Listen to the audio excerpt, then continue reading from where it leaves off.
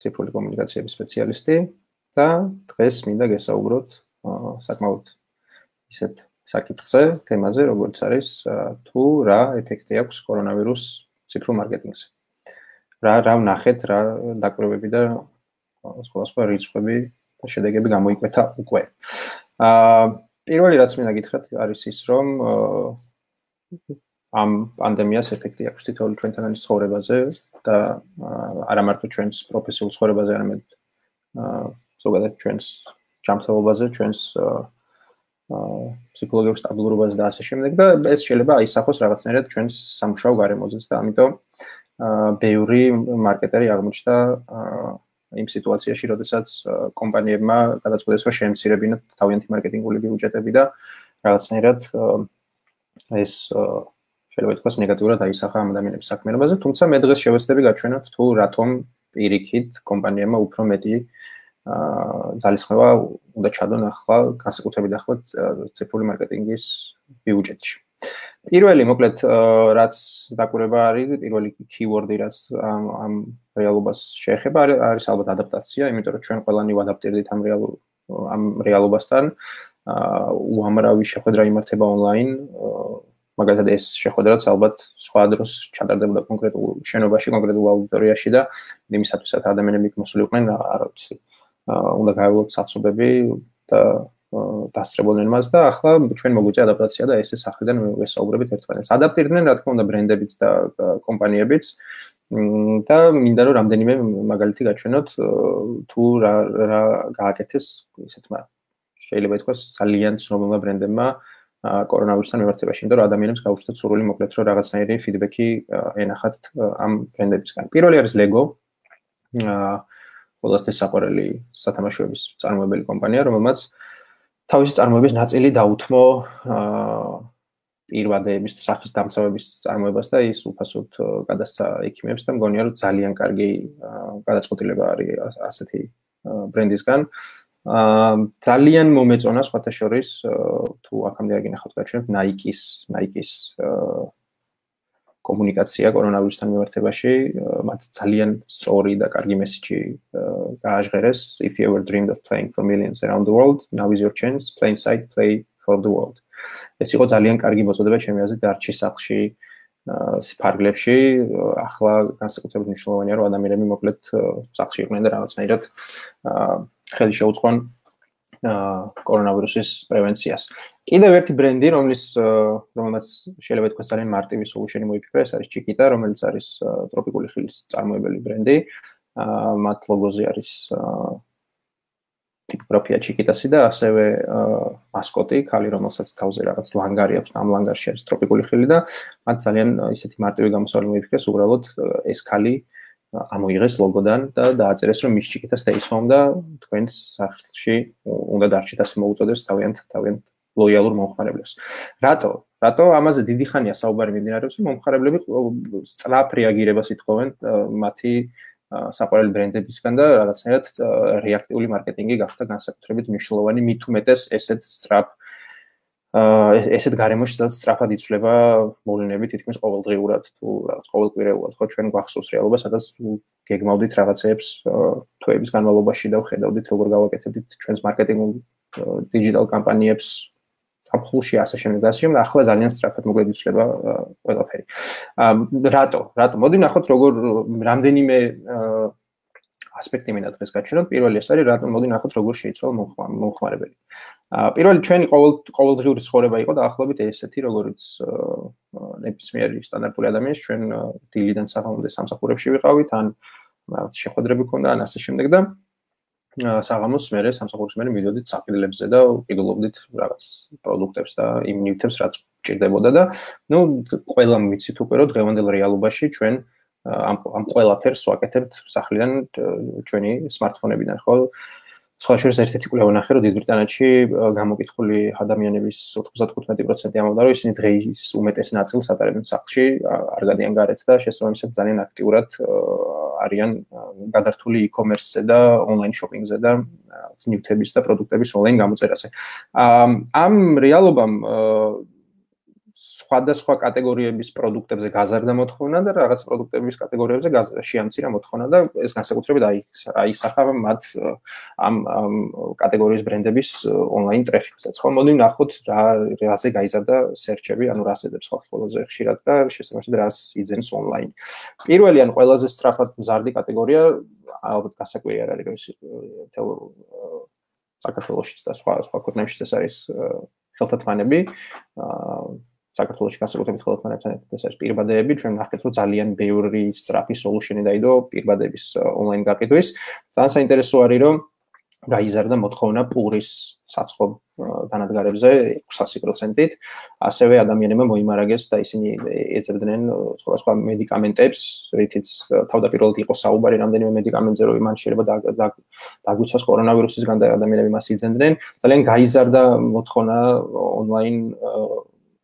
სუპის გამოწერაზე, აი რაღაცა სწრაფად გაკეთებადი სუპები რო არის, უბრალოდ ადუღებული წყალი რომ უნდა დაასხათ. რა თქმა უნდა, პროდუქტებზე ძალიან საინტერესოა რომ გაიზარდა 300%-ით ონლაინ გაყიდვები სავარჯიშო აქსესუარების,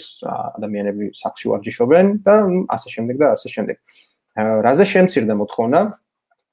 ძირითადად ეს არის ტანსაცმელი, ასევე სამოგზაურო ჩანთები, სამუშაო ჩანთები, რაღაცა სავარჯიშო დარბაზებში ტანსაცმელი და ასე შემდეგ. მოკლედ რიტეილერებს, რომლებიც ტანსაცმელის ინდუსტრიაში არიან, სერიოზული პრობლემები შეექმნათ და ძალიან ბევრი მაგალითი, როგორც თავიდანვე ვახსენე, ადაპტაციის ეტაპზე არის გადასული და თუ სწორად მახსოვს, გუშინ წინ უკვე დაიდო ნიუსი, რომ რამდენიმე რიტეილერი, საერთაშორისო რიტეილერი, რომელიც საქართველოში ოპერირებს, გადადის ონლაინ მიწოდების სერვისზე. გამომდინარე იქიდან, რომ ადამიანების აბსოლუტური უმეტესობა სახლში არის და ონლაინ არის მთელი დღის განმავლობაში, ძალიან დიდი ტრაფიკი მოვიდა ინტერნეტზე და არა მარტო თქვათ კონკრეტულ ბრენდებს, არამედ დიდ ტექნოლოგიურ გიგანტებსაც კი შეექმნათ პრობლემები, მათ შორის Facebook-ს თუნდაც, არ ვიცი დააკვირდით თუ არა, Facebook-ს დასაწყისში რაღაცა ჭედავ დასავით შეიძლება ითქვას და ჩვენ არაერთხელ გვინახავს, ოდესაც Facebook-ზე რაღაც განახლება ხდება ხოლმე, აი იმას ემთხვევა ხოლმე გაჭედვა, თუმცა ამ შემთხვევაში ეს დაკავშირებული იყო იმასთან, რომ მაგალითად Messenger-ში 50%-ით გაიზარდა ადამიანების group call-ები, group chat-ები და ასე შემდეგ და Facebook-მა ამაზე ოფიციალური განცხადებაც გააკეთა, რომ მოკლედ ძალიან ბევრი ადამიანი იყენებს მის პლატფორმას ამ პერიოდის განმავლობაში. მარკეტერებისთვის ეს დიჯიტალ მარკეტერებისთვის ეს არ არის უცნობი სკრინი, რეკლამის გაშვებაც კი ოდნავ რაც delayed, ანუ რაღაც შენელებით მიმდინარეობს, იმიტომ რომ ძალიან ბევრი რეკლამა იდება განსაკუთრებით Facebook-ი დიდ ყურადღებას აქცევს ყალბამბებს და ამიტომაც ისინი ცდილობენ რომ გადაამოწმონ ყველანაირი ედი, რომელიც ეშვება ხოლმე მათ პლატფორმაზე. მოდით ვნახოთ ახლა ტრაფიკებში რა მოხდა, განსაკუთრებით ეს UK-ის მაგალითი არის ძალიან საინტერესო. თუ დააკვირდებით მარტის დასაწყისში ტრაფიკი დაეცა ვებგვერდებზე, იმიტომ რომ ადამიანები მიაწვდნენ მაღაზიებს, ჩვენ გვახსოვს ხო, რაღაც ფოტოებს ხედავდით საქართველოში საზღვარგარეთაც, რომ ადამიანების უმეტესობა ეგრევე გაიქცა მაღაზიებში და რიგებში იდგა დიდი ხანი რომ შეეძინა პროდუქტები, თუმცა მას შემდეგ რაც სხვადასხვა ქვეყნებში კარანტინი გამოცხადდა, ერთადერთი გზა ამ პროდუქტების შეძენის იქცა ონლაინ გამოწერა და შესაბამისად ეგ თუ დააკვირდებით, ძალიან საინტერესო არის, რომ ვებსაიტ ტრაფიკი მიდიოდა დაეცა სადღაც მარტის შუაში და მე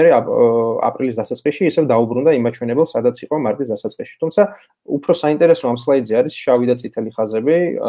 სადაც ნაჩვენებია თუ რამდენად გაიზარდა გაყიდვები და კონვერსიები ამ ვებგვერდებზე, საიდანაც ადამიანები ონლაინ რაღაცებს იწერენ. ანუ აშკარა არის, რომ e-commerce-ზე მოთხოვნა ძალიან სერიოზულად გაიზარდა. მეორე საინტერესო დაკვირვება, რაც ამ პერიოდში აღმოვაჩინე, არის იმეილები, ნიუსლეტერები, იმეილ მარკეტინგის დიდი ხანი იყო ხოლმე საუბარი, ადამიანები ამბობდნენ, რომ რაღაცნაირად ისინი აღარ ხსნიან მეილებს, იმიტომ რომ ძალიან ბევრი კომუნიკაცია, რასაც ბრენდებისგან იღებენ, არის სპამი და უბრალოდ ავტომატურად ნიშნავენ ყველა მეილს და შლიან. თუმცა აი მაგალითად ამ ჩარტს თუ შევხედოთ, ძალიან საინტერესო რაღაც არის, რომ საკმაოდ მარტის დასაწყისიდან აპრილამდე ნელ-ნელა ძალიან კარგად საინტერესოდ გაიზარდა მეილების გახსნის მაჩვენებლები, რაც მეტყველებს იმაზე, რომ ადამიანებს აინტერესებს თუ რას აკეთებენ ბრენდები კორონავირუსთან მიმართებაში, რა აქციები აქვთ, ან რა პრომოციები აქვთ, ან საერთოდ რას აკეთებენ პანდემიასთან მიმართებაში და აქედან გამომდინარე, მოკლედ, ეხლა კარგი დრო არის, რომ თუ თქვენს კომპანიას აქვს რაღაცა შესაბამისი მომხმარებელთა ბაზები, გაუგზავნოთ მათ მოკლედ ნიუსლეტერები რაღაცა საინტერესო შეთავაზებებით ამ კონკრეტულ ვითარებასთან დაკავშირებით. რაზე გაიზარდა ინტერნეტში აქტივობა ამ პერიოდში? ძალიან საინტერესო არის, რომ ყველა თაობა დაწყებული ბუმერებით დამთავრებული Generation Z-ით დაინტერესებული არის აპდეიტებით COVID-19-ის შესახებ, ანუ ყველა ეცნობა მოკლედ ინფორმაციას, ზოგი სანდოწყაროს, ზოგი არასანდოწყაროს, ასე შემდეგ, არ არის გასაკვირი, რომ მუსიკის მოსმენა გაიზარდა კინოების და შოუების ყურება, განსაკუთრებით Netflix-ისთვის ძალიან კარგი არის ეს ყველაფერი და დააკვირდით აი აქ მე-4 და მე-5 მაჩვენებელს watching funny videos და playing games online. ძალიან საინტერესო არის ეს მარკეტინგის გამოსახედიდან, იმიტომ რომ ცოტა მოგვიანებით შევეხებით იმას, თუ როგორ შეიძლება გამოიყენონ ბრენდებმა განსაკუთრებით აი ეს ორი მაჩვენებელი, სადაც ადამიანები მოკლედ ძალიან დაინტერესებული არიან ახლა სხვადასხვა სახალისო ვიდეოების ყურებით და მობილურზე თამაშით. კონტენტში რა მოხდა, ძალიან საინტერესო რაღაცა არის კონტენტში. მოკლედ ჩვენ წლებია ვხედავდით ამ shift-ს, როდესაც წლების წინ კომპანიები და ბრენდები გადაიღებდნენ მაგალითად ძალიან კარგ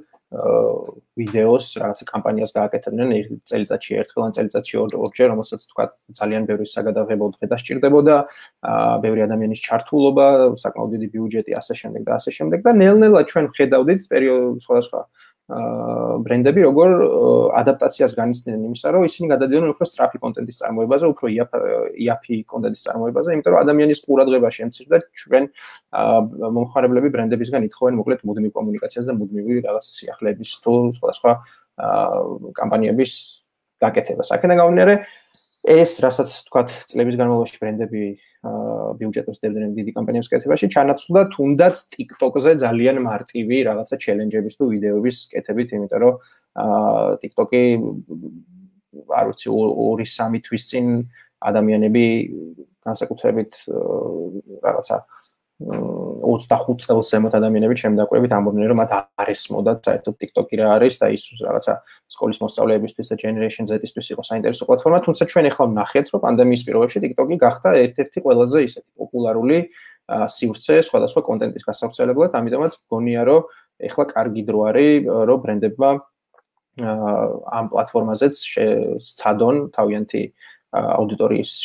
აშენება, შეძენა და რაღაცნაირად მათთვის სწრაფი სახალისო კონტენტის კეთება და მე ერთ-ერთ მაგალითს ოდნავ მოგვიანებით გაჩვენებთ. რა ხდება მოკლედ ბრენდების მარკეტინგულ მიქსში, ხო? ანუ სტანდარტულად მარკეტინგული მიქსი ალბათ ყველამ ვიცით, რომ სამი კომპონენტისგან შედგება, ხო? Owned media, paid media და earned media. Owned media-ს შემთხვევაში, ანუ ჩვენი პლატფორმები, ჩვენი ვებგვერდები, ჩვენი social media account-ები და ასე შემდეგ, paid media-ში გულისხმობთ იქნება ეს display-ები, სადაც სხვადასხვა პლატფორმებზე უშვებთ, ანუ ნებისმიერი სარეკლამო განთავსება, იქნება ეს ინფლუენსერებთან კამპანიების წარმოება, იქნება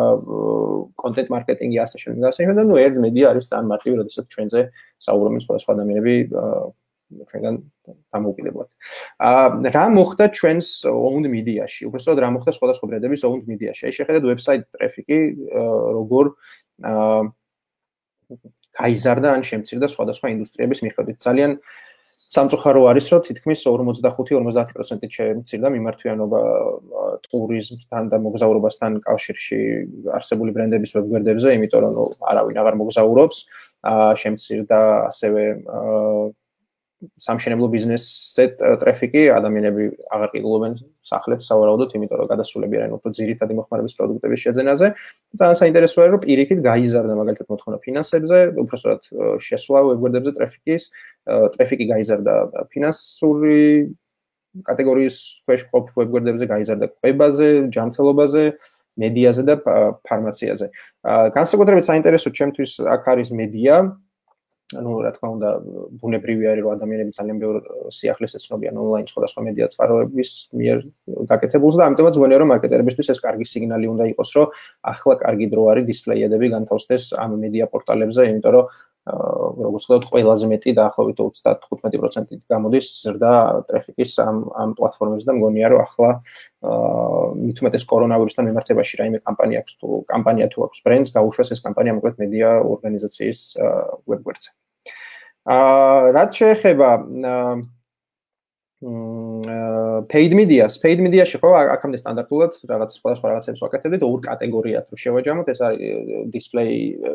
ad-ები და paid content-ი ხო მე მგონია რომ ეს ორი სივრცე დარჩება კი არ მგონია რომ უფრო მეტი უნდა დაიხარჯოს უფრო მეტი ბიუჯეტი უნდა გამოიყოს რათა მეტად თვალთახედვის არეში აღმოჩნდეს თქვენი ბრენდი სხვადასხვა მომხმარებლებისთვის და ამას ასევე უნდა დაემატოს სამი ახალი მიმართულება ეს არის mobile gaming-ი, video streaming-ი და digital entertainment-ი. ახლა რა გულისხმობ ამაში? ანუ გამომდინარე იქიდან რომ მობილური მომხმარება და მობილური თამაშების გამოყენება გაიზარდა, გონია რომ ეხლა ბრენდებმა ძალიან კარგად უნდა გამოიყენონ ეს დრო და განსაკუთრებით იმ აპებში გაუშვან თავიანთი რეკლამა, სადაც შესაძლებელია რომ უფრო მეტ ადამიანს მიცნდნენ. Video streaming-ი ჩვენ ნახეთ რომ ძალიან გაზრდილი არის და live streaming-იც ასევე ძალიან გაზრდილი არის და მგონია რომ კარგი დრო არის, აი როგორც მაგალითად ეხლა ეს კონკრეტული შეხვედრა მიმდინარეობს, გონია რომ ძალიან ბევრ ბრენდს შეუძლია ნებისმიერ მის თემასთან ახლოს გააკეთოს რაღაცნაირი ან ვიდეო ტუტორიალი, ან live streaming-ის რაღაცა საუბარი, დისკუსია, ასე შემდეგ და digital entertainment-ი გაიზარდა, ძალიან საინტერესო არის ეს. საქართველოშიც ერთი მაგალითი ახლა რაც მახსენდება არის ერთ-ერთმა სამშენებლო კომპანიამ developer-მა კომპანიამ თავისი სივრცე დაურთმო კაცების შოუს და გააკეთა პოდკასტები და ძალიან მოკლედ იზრდება მოთხოვნა მსგავს კონტენტზე. რა ხდება სტრატეგიაში? სტრატეგიაში ძალიან საინტერესო არის სტრატეგიები ძალიან ერთ-ერთი ჩემი საყვარელი ხალხი არიან, იმიტომ რომ ისინი ძალიან კარგად ხედავენ ხოლმე სრულ სურათს, თუ როგორ უნდა განვითარდეს ბრენდი და როგორ უნდა განვითარდეს მისი კომუნიკაცია და ისინი რაღაცნაირად გეგმავდნენ ხოლმე, თქვათ დღევანდელი დღიდან 1 წლის თავზე სად უნდა იყოს პოზიციონირებული ეს ბრენდი სხვადასხვა target audience-თან მიმართებაში. თუმცა ეხლა რაღაცნაირად გამომდინარე იქიდან რომ ასწრაფდა ძალიან მოვლენები და ძალიან ჩქარა იცვლება ყველაფერი, სტრატეგიები ვეღარ აკეთებენ გრძელვადიან გათვლებს და ამიტომაც ეს გრძელვადიანი გათვლები გახდა შედარებით უფრო მოკლევადიანი. ანუ სწრაფად რა შეგვიძლია ჩვენ გავაკეთოთ,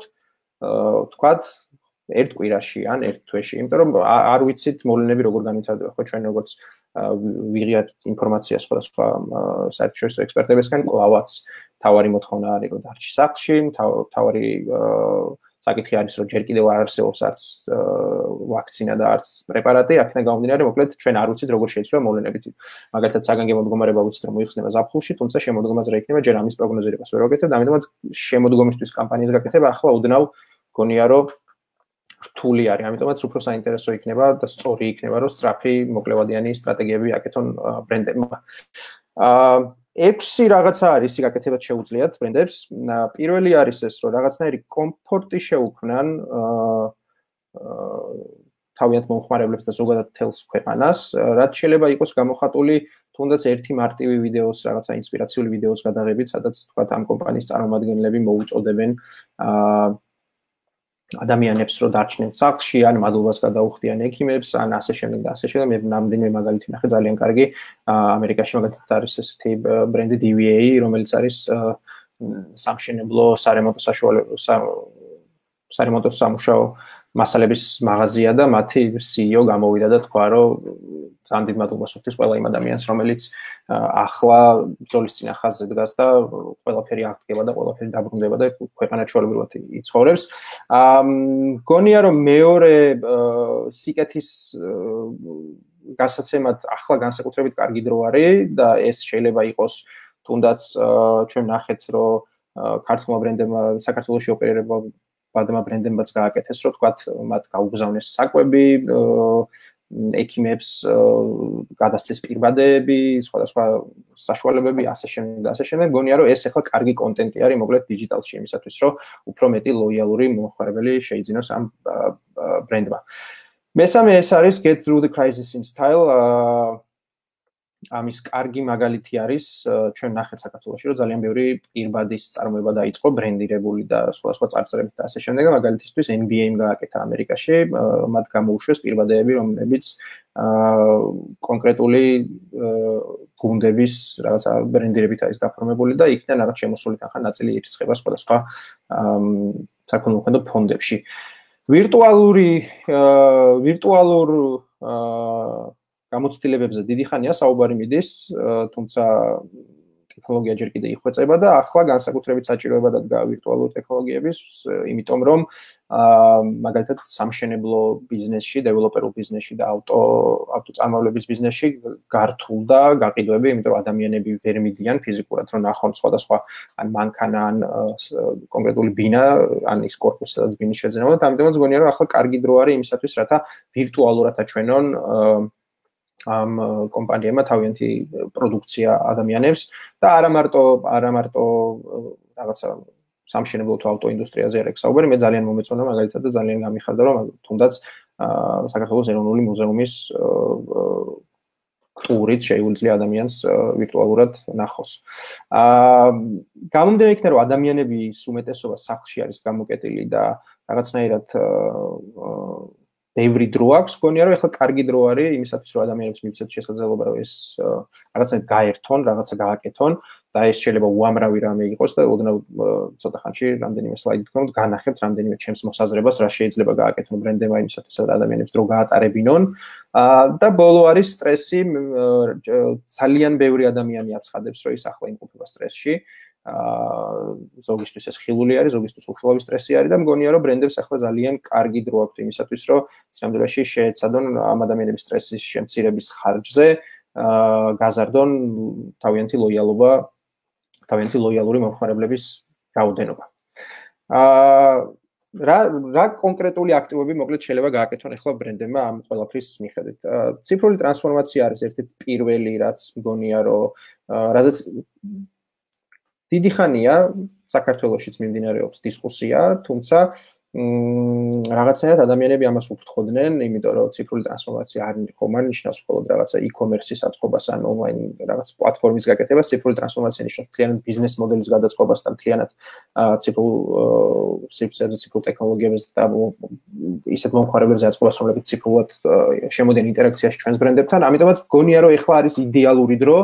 იმისათვის, რათა ის განსაკუთრებით ის ბრენდები და ის კომპანიები, რომლებიც დაზარალდნენ იმ ხრივ რომ მათ მხოლოდ ოფლაინ შეხების წერტილები ქონდათ თავიანთ მომხმარებლებთან, ეხლა ძალიან კარგი დრო არის, რომ ისინი დაფიქრდნენ ციფრული ტრანსფორმაციის შესაძლებლობებზე და ავიც მეც აბსოლუტურად მზად ვარ ჩემს მეგობრებთან ერთად, რომ თუ იმას სჭირდება ამაში დახმარება,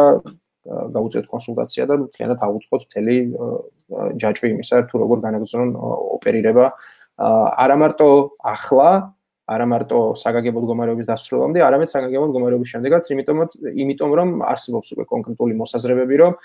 მომხმარებლების ის ქცევა, რომელიც მათ დღეს შეიძინეს, სავარაუდოდ მომავალშიც დარჩება, შეიძლება ყველას მიმართებაში არ, მაგრამ ძალიან დიდი რაოდენობა ადამიანების კვლავაც განაგრძობს ონლაინ აქტივობებს და ონლაინ პროდუქციის შეძენას და შედარებით უფრო არის მოსაზრება მოკლედ, რომ იმ ჩვეულ რიტმს გაყიდვები აღარ დაუბრუნდება, როგორც მანამდე იყო, ანუ ოფლაინ გაყიდვებს და ამიტომ მოკლედ მგონია, რომ ამ ტრანსფორმაციისთვის ახლა არის იდეალური დრო. კონტენტის მხრივ შეიძლება ძალიან ბევრი საინტერესო რამის გაკეთება, რაც ძალიან მარტივი კონტენტი არის, სინამდვილეში ამას განსაკუთრებული დიდი შესაძლებლობები არ ჭირდება. პირველი გამომდინარე იქიდან, რომ მაგალითად ნახეთ ჩვენ რომ პურის ცხობაზე და პურის საწყო დანადგარებზე გაიზარდა მოთხოვნა, მგონია, რომ აი რესტორნებს, ბარებს და სხვადასხვა რაღაც კვებასთან დაკავშირებულ ბრენდებს ან მაღაზიებს შეუძლიათ ძალიან კარგად გამოიყენონ ეს დრო, რომ ის რაზეც არის მოთხოვნა, იმაზე გააკეთონ კომუნიკაცია. ანუ როგორ გამოვაცხოთ პურის სახლში სხვადასხვა ფორმით იქნება ეს ბაგეტი თუ არ ვიცი, ნებისმიერი სხვადასხვა ტიპის პური. ჩვენ გვესმის, რომ არა მარტო საქართველოში, თელ მსოფლიოში ხალხი წუხს იმაზე, რომ ვარცხნილობას ვერ იყენებენ, იმიტომ რომ რაღაცა დახურული არის სალონები, ამიტომაც გონია, რომ ეხლა ნებისმიერ სალონს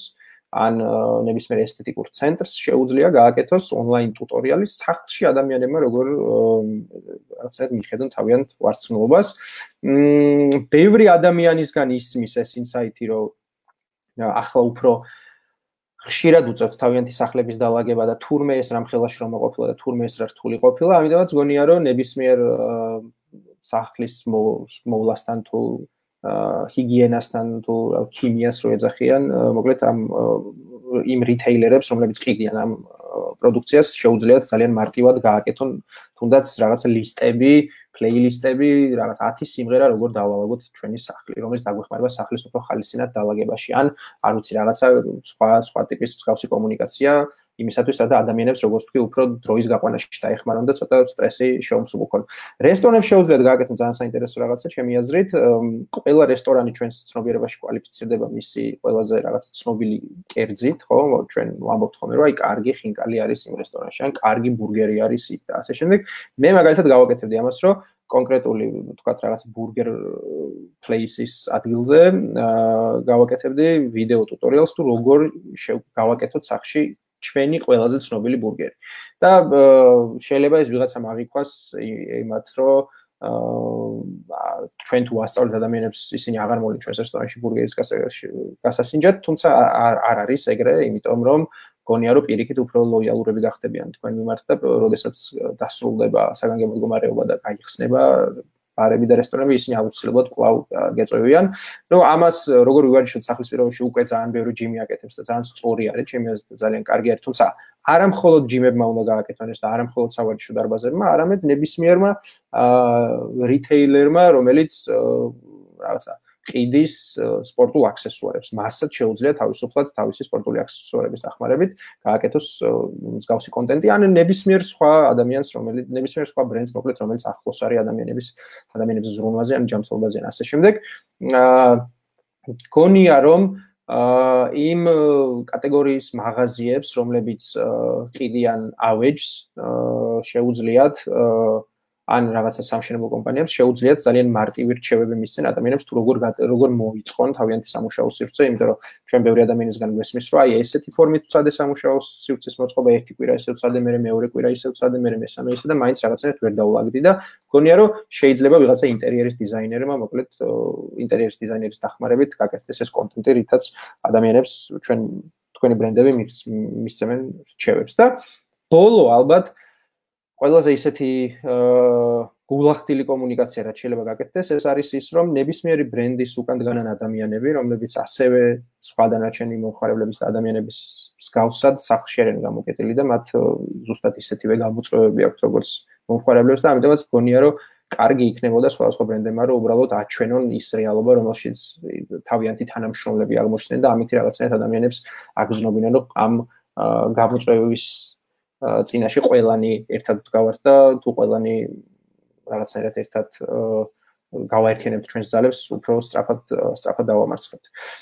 კიდევ ერთი საინტერესო დაკვირვება რაც არის, ეს არის social TV გაიზარდა და live streaming-ი გაიზარდა. ხო, ხედავთ, აი მაგალითად ამ სლაიდზე თქვენ ხედავთ, ეს არის Coldplay-ის კონცერტი, ერთ-ერთი მორიგი კონცერტი, რომელზეც ხედავთ რამდენი ადამიანი ესწრებოდა ამ კონცერტს და ეს არის, თქვათ, კრის მარტინის რაღაცა ერთ-ერთი მურიგი კონცერტი, რომელსაც ის აკეთებს სახლიდან.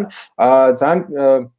მნიშვნელოვანი აქ არის ერთი რაღაც, რომ ჩვენ ბევრ ვიდეოს, მსგავს ვიდეოს ხედავთ, ხო, კულინარიულ ვიდეოებს, სადაც ადამიანები კულინარები, მზარეულები ასე შემდეგ ასწავლიან სხვადასხვა ადამიანებს თუ როგორ გააკეთონ კერძები სახლში, თუმცა ერთი მნიშვნელოვანი დეტალი არის, მე მგონია, რომ ერთი ნაბიჯით წინ წასვლა არის, თუ ეს ყველაფერი ლაივში ხდება, იმიტომ რომ სოციალური გახდა social TV-ით იქცა, მოკლედ შეიძლება ითქვას ინტერნეტი, ლაივში ადამიანებს ხომ შესაძლებლობა აქვთ, რომ ისინი ინტერაქციაში შემოვიდნენ, სხვადასხვა კითხვები დაუსვან თქვენს ბრენდს და ამითი რაღაცნაირად უფრო ახლო გახდეს თქვენი მომხმარებელთან ურთიერთობა. ერთ-ერთი საინტერესო кейსი ასევე არის, აი მაგალითად ჯარედ ლეტო, არ ვიცი იცით თუ არა, რომელიც წასული იყო იზოლაციაში, უდაბნოში, მედიტირებდა და როდესაც ის დაბრუნდა, მას დახვდა პანდემია, საერთოდ ამის შესახებ არანაირი ინფორმაცია არ ჰქონდა და ძალიან დაბნეული იყო თვითონაც და რაღაც მეორე თუ მესამე დღეს ეგრევე გააკეთა Instagram-ზე ლაივი conversation-ი, სხვადასხვა ადამიანებს ამატებდა თავის სტრიმში და მოკლედ რაღაცნაირად განიხილავდნენ თუ რას გრძნობენ ადამიანები სხვადასხვა ქვეყნებში და მგონია რომ ძალიან კარგი შესაძლებლობა არის ზუსტად ახლა, რომ ბრენდებმა გამოიყენონ სხვადასხვა ან თავიანთი თანამშრომლები, ან სხვადასხვა ადამიანები, რომლებიც ასოცირებულები არიან მათ ბრენდთან, ან მათ კატეგორიასთან, რომ ეს მსგავსი live conversation-ები გააკეთონ ხალხთან და უფრო რაღაცნაირად შეუმსუბუქონ მათ იზოლაციაში ცხოვრება. კარგი დრო არის, ჩემი აზრით, ვებ გვერდებზე დასაკვირვებლად. ჩვენ ხედავთ სხვადასხვა მონაცემები ამბობენ, რომ მაგალითად CPM-ები ახლა ძალიან შემცირებული არის, იმიტომ რომ ძალიან ბევრი, როგორც დასაწყისში აღნიშნეთ, ძალიან ბევრი კომპანიამ გადაწყვიტა, რომ მარკეტინგული ბიუჯეტი შეევცირებინა და განსაკუთრებით ეს დაიწყო დიჯიტალ მარკეტინგს, თუმცა მგონია, რომ ახლა პირიქით, გამომდინარე იქიდან, რომ თუ თქვენმა კონკურენტებმა შეამცირეს თავიანთი მარკეტინგული ხარჯები, ახლა კარგი დროა, რომ პირიქით თქვენ როგორც მინიმუმ ან შეინარჩუნოთ ის, რაც მანამდე ჰქონდათ, ან პირიქით გაზარდოთ, იმიტომ რომ CPM-ები როგორც ხედავთ, სხვადასხვა დატა აჩვენებს, რომ შემცირებული არის, ასევე CPC-ები შემცირებული არის და უფრო მეტი ადამიანი მოვა თქვენს ბრენდამდე ან თქვენს ვებგვერდამდე და გონია რომ ვებგვერდის ნაწილში ახლა კარგი დრო არის იმისათვის, რათა რაღაცნაირად ერთი ნაბიჯით უკან წავიდნენ დიჯიტალ მარკეტერები და თუ რაღაცნაირად მათი გაყიდვები ოდნავ შემცირდა ან რაღაცა ეს არ აღიქვან როგორც რაღაცა უარყოფითი მოვლენა, არამედ პირიქით დაინახონ ამაში შესაძლებლობა და შეხედონ თუ რა ხდება მათ ვებგვერდებზე, ან ჩაატარონ რაღაც keyword ანალიზები, შეხედონ რაღაცნაირად დაფიქრდნენ, როგორ შეიძლება გააკეთონ search engine optimization-ი, ან გაანალიზონ თქვა ადამიანები როგორ შემოდიან მათ ვებგვერდებზე, როგორი bounce rate-ები აქვთ, რამდენი page view არის და რაღაცნაირად გამოიყენონ ის წარსული გამოცდილება, რაც უკვე ამ ვებგვერდს ქონია, იმისათვის, რათა დაგეგმონ თავიანთი სტრატეგიის ხვალინდელი დღე. იმიტომ რომ ეს პანდემია და რა თქმა უნდა დასრულდება და გონია რომ ეხლა მოკლედ კარგი დრო არის იმისათვის, რათა ბრენდები მზად იყვნენ ამ დასასრულისთვის და გადააწყონ თავიანთი არა მარტო ვებგვერდები, არამედ მთელი თავიანთი დიჯიტალ სტრატეგია იმ დღისთვის, როდესაც ყველა ადამიანი მოკლედ დაბრუნდება ან დაიწყებს რაღაცა ახალ ცხოვრებას პანდემიის შემდეგ. და რამდენიმე იდეას გეტყვით, გაგიზიარებთ ახლა და აქ უკვე დავასრულებ საუბარს, იდეები და кейსები, რაც ასევე შეუძლიათ გააკეთონ ბრენდებმა. პირველი, რომელიც ძალიან მომეწონა, ეს არის Coca-Cola-ს кейსი. Coca-Cola-მ გადაწყვიტა, რომ თავიანთი Twitter-ის აკაუნთი ცოტა ხნით დაეთმოთ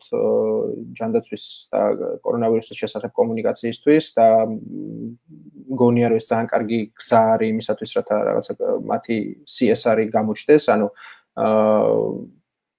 ვიცით რომ მოკლედ ამ ბრენდებს უფრო მეტი შესაძლებლობა და უფრო მეტი რესურსი აქვთ ვიდრე თქვათ სამედიცინო დაწესებულებებს იმისათვის რათა ბევრ ადამიანს მიწვდნენ თავიანთი კომუნიკაციით და მგონია რომ საქართველოში შეუძლიათ ბრენდებს რომ დაუთმონ თავიანთი სივრცე ახლა სხვადასხვა ჯანდაცვის ექსპერტებს და რაღაც ჯანდაცვის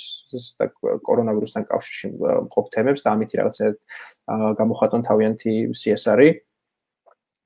მეორე кейსი, აი ცოტა ხნის წინ ვახსენე TikTok-ს შეეხება, Procter & Gamble-მა გააკეთა ძალიან მარტივი, შეიძლება ითქვას და ძალიან ისეთი ეფექტური კამპანია. მათ უბრალოდ შექმნეს ჰეშტეგი distance dance, ანუ ორი მარტივი ინსაიტი დაიჭირეს, ერთი ის რომ ყველა დისტანციურად სახლში არის გამოკეტილი და ყველას შეუძლია ცეკვა და იმისათვის რათა ამ ყველაფერს ასევე რაღაცნაირი მიზანი მიცემოდა, მათ თქვეს რომ თუ ადამიანები თუ შეიქმნება რაღაცა რაოდენობის ვიდეოები, მოკლედ ისინი გადარიცხავდნენ თანხას სხვადასხვა ერთ-ერთ საქველმოქმედო ფონდში და ძალიან საინტერესოა რომ სწრაფად რამდენიმე დღეში 1.7 მილიონი ვიდეო შეიქმნა და 8.7 მილიარდი ნახვა ჰქონდა ამ ვიდეოებს და მე რა ვიცი, მე არ მახსენდება სხვა მსგავსი кейსი, როდესაც ეს სწრაფად ბრენდმა შექმნა user generated content-ი. ჩვენ ბევრი user generated content-ი გვინახავს, მათ შორის საქართველოშიც, თუმცა ეს არის ერთ-ერთი მაგალითი, თუ რამხელა ძალა აქვს, მოკლედ TikTok-ს თუნდაც და რა შეუძლიათ გააკეთონ ბრენდებმა. მესამე кейსი არის Hasbro-ი. Hasbro იცით ალბათ რომ არის სათამაშოების წარმოებელი კომპანია, მონოპოლია, Furby და ასე შემდეგ სხვადასხვა ისეთ ცნობილ სათამაშოებს აწარმოებენ და მათ ძალიან როგორ თქვა, თავიანთი target audience-ისთვის მოიფიქრეს კამპანია მშობლებისთვის, სადაც თქვა ესე აჩვენეს, რომ ყველა მშობელი ახლა ერთნაირი სიტუაციაში არის, მათ უწევთ ძალიან რთულად, რომ დააბალანსონ ბავშვებთან ურთიერთობა და სამსახურებრივი საქმეების კეთება, Zoom-ის კოლები და ასე შემდეგ და მათ უბრალოდ შექმნეს პლატფორმა, სადაც ადამიანებს შეუძლიათ სახლში, ისინი ასწავლიან ტუტორიალების ხარჯზე, ადამიანებს სახლში თითო როგორ გააკეთონ ბავშვებთან ერთად სხვადასხვა სათამაშოები. მგონია, რომ ქართულ რეალობაშიც არის ეს ძალიან ადვილი გასაკეთებელი. ნებისმიერ იმ მაღაზიას, სადაც სათამაშოები იყიდება, შეუძლია გააკეთოს არა ესეთი პლატფორმა, თქვა ამაში თუ ახლა შესაბამისი ხარჯების გაწევა არ შეუძლია არა პლატფორმა აწევოს, არამედ მარტივი ვიდეო კონტენტი გადაიღოს და ის უბრალოდ რაღაცნაირად დაპოსტოს თავის social media channel-ებზე. ტურიზმის სექტორში ვიცით, რომ ყველაზე მეტი ზარალი მოდის ტურიზმის სექტორზე და საკმაოდ სამწუხარო არის, რომ საქართველოში ბოლო დროა ტურიზმის ბუმი იყო, ძალიან ბევრი ახალი კარგი სასტუმრო გაიხსნა, ძალიან ბევრი რაღაცა guest house-ი, ჰოსტელი და ასე შემდეგ და ახლა ყველაზე რთულ სიტუაციაში ეს ბიზნესები და ეს ბრენდები არიან. თუმცა მგონია, რომ ახლა სავსებით შესაძლებელია მაინც რაღაცნაირ კომუნიკაციის გაკეთება და ერთ მაგალითს გაჩვენებთ, ეს არის შვეიცარიის ტურიზმის ადმინისტრაციამ ძალიან მარტივი კონტენტი მოიფიქრა, მათ უბრალოდ ერთი ვიდეო გადაიღეს ალპებში, როგორ ფრიალებს შვეიცარიის დროშა და უბრალოდ მიაწერეს, რომ არ აქვს მნიშვნელობა რა ხდება, ჩვენ ძალიან გვიყვარს შვეიცარია, დიდი მადლობა და კვლავ შევხვდებით, არასდროს არ გავჩერდებით და მგონია, რომ ეხლა ქართულ სასტუმროებს შეუძლიათ მსგავსი რაღაც კეთება, იმიტომ რომ ეხლა ნელ-ნელა ჩვენ გადავდივართ უახლოვდებით ზაფხულს, თბილ ამინდებს და ბევრი ადამიანი სავარაუდოდ ეხლა ამ პერიოდში რაღაცა დასვენებებზე აპირებდა შაბათ-კვირით თუნდაც რომელიმე სხვა ქალაქში გამგზავრებას სასტუმროში და მგონია რომ ეხლა კარგი დრო არის ეს სასტუმროებს შეუძლიათ რომ უბრალოდ ეხლა აჩვენონ როგორ გამოიყურება იქაურება ის გარემო ის სიმშვიდე და ამით რაღაცა ადამიანებს აგრძნობინონ და რომ ეს ყველაფერი მალე დასრულდება და ისინი კვლავ უმასპინძლებენ სხვადასხვა სტუმრებს და ვიზიტორებს. გარდა ამისა, მე ძალიან მომეწონა, რომ რამდენიმე რესტორანად თუ სასტუმრომ გააკეთა ბანკების დახმარებით ჩაერთნენ სხვადასხვა პროექტებში, რითაც ადამიანებს ახლა შეუძლიათ ვაუჩერის შეძენა და შემდეგ მომავალში სარგებლობა ამ ვაუჩერით. და ბოლო მაგალითი არის, არსებობს ესეთი სილამაზის სალონების ქსელი Trini ლონდონში, რომელმაც იქაც ადამიანებს აქვთ რაღაცა პრობლემა თავის მოვლის და მათ გააკეთეს არა ვიდეოები, სადაც ადამიანებს ტუტორიალის ფორმით აუხსნიან თუ როგორ დაივარცხნოთ, მაგრამ როგორ მოიწესრიგონ ვარცხნილობა და ასე შემდეგ. არამედ ლაივ სტრიმებს აკეთებენ და თან ამ ყველაფერს აკეთებენ ერთი-ერთზე. ანუ ადამიანს შეუძლია დარეგისტრირდეს და აბსოლუტურად უფასოდ მათი ერთ-ერთი სტილისტი სახლში დაუთმობს დროს კამერის დახმარებით, რაღაც ქოლის დახმარებით აუხსნის თუ როგორ რაღაც შეიღებოს თმა ან დაივარცხნოს ან შეიჭრას ან ასე შემდეგ. ამიტომაც მგონია რომ გამოდირი იქნება რომ საქართველოში ძალიან ბევრი ადამიანი წუხს ამაზე, მგონია რომ სილამაზის სალონებს და რაღაც ესთეტიკის ცენტრებს ახლა შეუძლიათ კარგად გამოიყენონ ეს დრო და გააკეთონ მსგავსი რაღაცა ონლაინ ბუკინგი, ლაივ სტრიმები, რითაც ისინი მომხმარებლებს მოკლედ აუხსნიან სახლში როგორ მოუვარონ საკუთარ თავს. პრინციპში სულ ეს იყო, რაც დღეს მინდოდა თქვენთვის მეჩვენებინა. იმედი მაქვს საინტერესო იყო, თუ კი რაღაც კითხვები გექნებათ, შეგიძლიათ დამიკავშირდეთ Facebook-ზე, ან რა ვიცი, სადაც გნებავთ და თუ თქვენს ბიზნესს ახლა ჭირდება დახმარება ციფრული ტრანსფორმაციის ან კონტენტის კეთების ან e-commerce-ის აწყობის ან ასე შემდეგ, მე და ჩემი მეგობრები აბსოლუტურად მზად ვართ, რომ ამ პროცესში დაგეხმაროთ და გაგიწევთ ყოველგვარი ტექნიკური თუ რაღაცა პრაქტიკული დახმარება. დიდი მადლობა კიდევ ერთხელ და გისურვებთ ჯანმრთელობას და სიმშვიდეს. მადლობა.